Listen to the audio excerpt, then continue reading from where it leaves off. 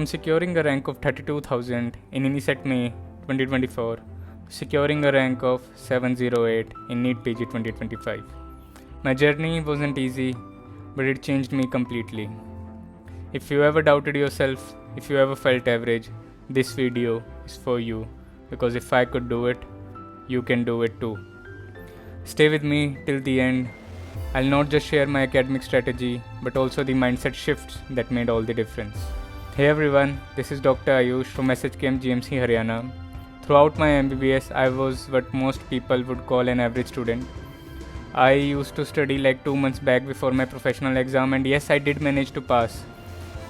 But I never thought that NEET PG would require a different level of focus and consistency. In fact, until my second or third year, I didn't even know there existed an exam called NEET PG. During my prof years, I studied from the book itself, mainly prepared notes for subjects like medicine. I started my real preparation during internship. A senior advised me to follow a rapid revision of prep ladder, and I did exactly that. I read those notes 15 to 20 times before my NEET PG 2024, but I wasn't solving enough questions. The result? My rank, 22,000. I was disheartened, I was confused, I didn't know what to do. The result shook me. I felt I've read my notes like 20 times. What more is there to do? What else can I do? I was frustrated, almost clueless. Then a friend introduced me to a new platform called as BTR. At first I was experimenting. I had already exhausted my prep material, so I thought let's try something new. I used BTR for November INI 2024, and honestly I didn't study much at that time either. But when the results came, I had a rank of 5,000, from 22,000 in NEET PG 2024 to 5,000 in November INI 2024. That was the first real turning point. That's when I realized the platform, the approach, and most importantly, the strategy mattered. So I made a big decision. I chose BTR as my major source and rebuilt my preparation from scratch. This time, I made some few key changes. I shifted from passively reading to actively solving MCQs. I stopped chasing perfection in notes, rather worked on applying concepts through MCQs. And most importantly, I shifted my mindset from just revising to learning how to actively think in the exam. Now let me share with you the first and the most important lesson I've learned in this journey. Solve as many MCQs as possible. More than content, more than notes, it's actually the MCQs that make the difference. I've seen students jumping from one platform to another. Even I was one of them.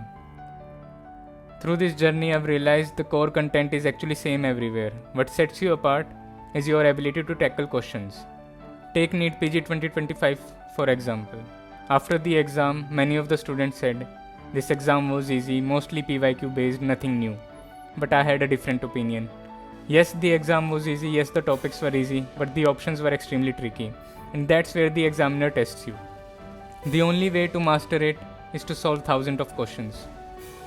Because even if you know every single line of a topic, the moment a question is asked in a different form, the moment a question is twisted, you might go blank.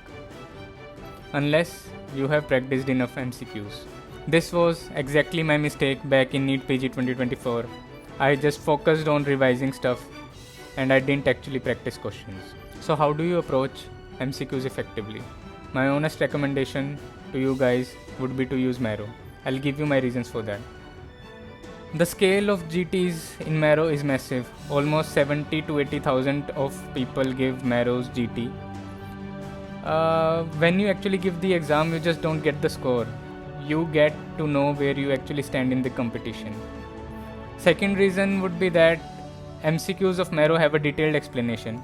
You can also know how many questions you got correct, how many questions you guessed and got correct, how many students are getting that questions correct, but you are getting them wrong. Now, let me share with you my daily schedule. So in the morning slot, whenever you wake up, you do 50 questions right away, without brushing, without taking a bath or anything. Why? Because the exam conditions are never going to be ideal. In the exam, you may get distracted, you may feel anxious, you may feel sleepy. Training yourself to perform in every situation is crucial. Solve 50 MCQs right away and then spend 30 minutes at least reviewing them. Remember, reviewing is much more important than solving MCQs, because without reviewing, you aren't learning anything new. Then you move on to your active reading slot from 9 am to 12 am. Here you just read your notes actively. You don't have to watch any videos, just purely focus on your notes. Read them line by line, read every word carefully. Then you move on to the afternoon slot from 2 pm to 3 pm. This is the sleepiest time of the day, and that's exactly why I chose it. Solving questions here trained me to solve questions during the toughest hours of the exam. Then you move on to your evening slot. From 5 pm to 8 am, this will be again your active reading slot. Then you practice 50 MCQs again, so that at the end of the day you would have practiced 150 MCQs and reviewed them. Then late night slot. In this slot, you just focus on doing things passively. You watch videos, you watch test and discussions just passively because you've studied the whole day and now you're tired. So do something passive in this time. This was my daily structure, but remember, consistency is more important than intensity.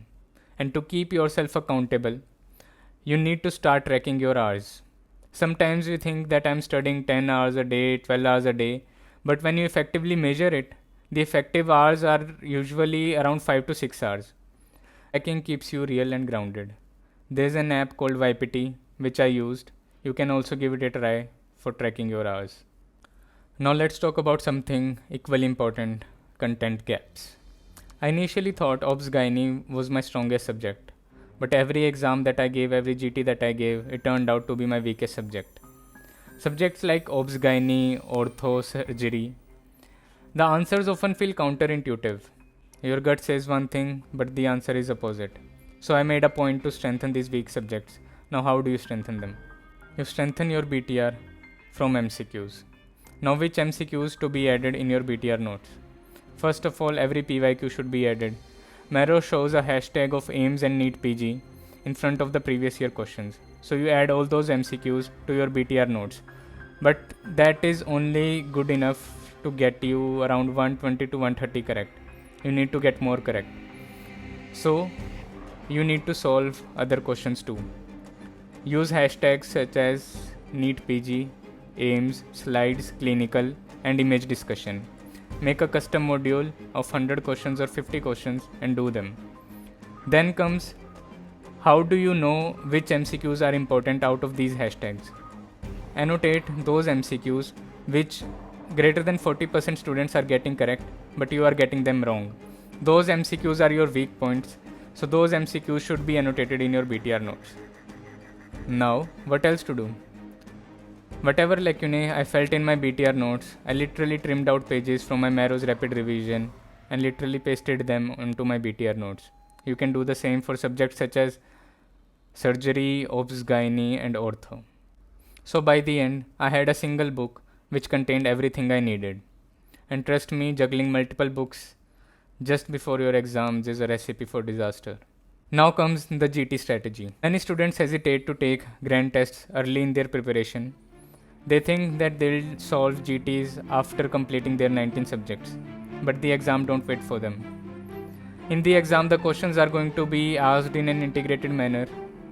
You need to start thinking across subjects. So that's why giving GTs is equally important. Now giving GTs serve two major purposes. First, they actually tell you where you actually stand in the competition. Second, they train your mind to think across subjects just like in the real exam. So what should be the GT frequency? Initially, you give a GT around once in 2 months. Then you slowly increase its frequency to once every month. Then you increase it to once in 2 weeks, then once in a week, then once in 3 to 4 days. But when the exam is around a month away, you stop giving GTs because in the last time they can actually do more harm than help. A bad score near the exam can kill your confidence. Instead, the last month should all be about consolidating and reviewing, not testing. And one last but very important tip, always attempt all 200 questions. Nobody is judging you except you. Attempting every question sharpens your guessing power and intuition. In fact, in NEET PG 2025, there were many questions which I didn't really know.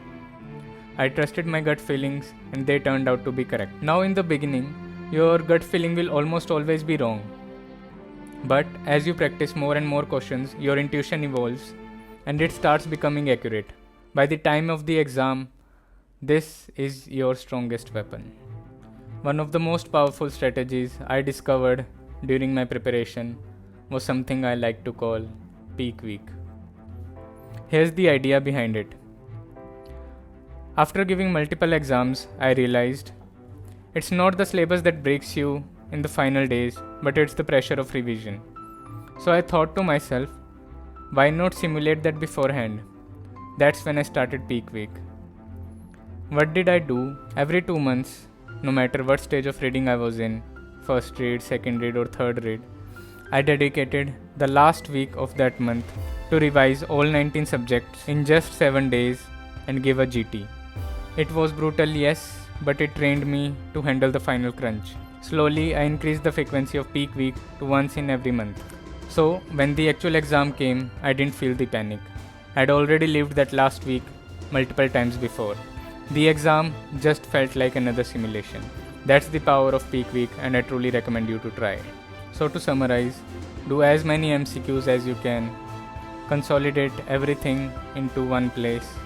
Follow your main notes religiously. For me, it was BTR. Do every test and discussion 1.0 to 7.0 now. Do every compiled module. Do every extra edge that ma'am has taken. BTR has everything you need to know. Revise your volatile topics in the last week. Prepare not just for the exam day, but for 15 days before the exam. Now, let me give you some real advice beyond academics. This exam is not just about intelligence. It's about mindset. It is an exam to test who can persistently put efforts and prevail. For me, negative feelings are a strong driving force. Rejection, anger, hate, revenge. I channeled all of them into studying. Someone once told me, "You are all talk." I took that to my ego. Sometimes you should take things to your ego. Sometimes you need to show people your true potential and show them their place. I cut myself off from all distractions. No social media, minimal contact, because every other thing you see or hear somehow affects your subconsciousness and disturbs your focus. But yes, do vent out to your parents or if you have someone close, but guard your focus. The journey is long, 365 days of self-doubt and struggle.